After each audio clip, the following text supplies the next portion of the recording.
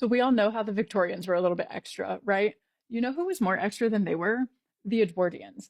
And I think the Edwardians get a very simplified kind of reputation, probably just from the way that they dressed, but they weren't simple at all. They were very complex creatures. Every generation likes to rebel against the generation that came before them. And that's exactly what the Edwardians were doing. The Victorians were very loud and proud and extravagant and sometimes crass. And the Edwardians didn't want to be known that way. They reeled it back in.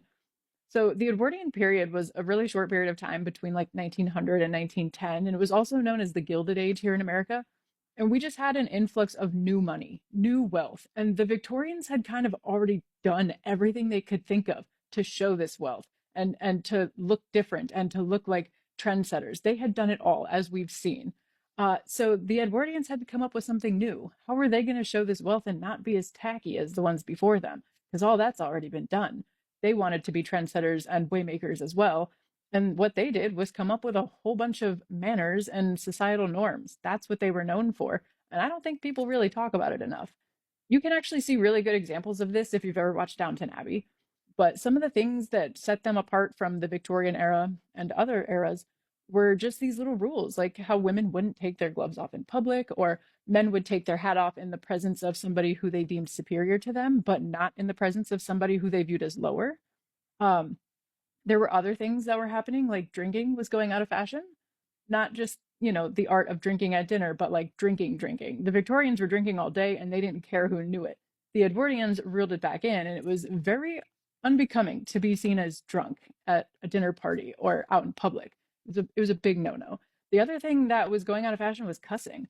In eras previous to this one, cussing was a show of vocabulary and passion, and no one thought twice about it. But the Edwardians said, no, no, no. It is a big deal if you cuss, and you're not going to do that here. So they are the reason that we have so many of these like social norms and so many of these things that we call manners. I think they kind of really originated like table manners and like party rules. They had so many party rules for when to invite someone, what to serve, where to sit people, who was going to talk when, what we were going to talk about. If you look into the rabbit hole of this, it goes deep. There's a lot happening. But I just thought it was kind of interesting because my house was around for that era.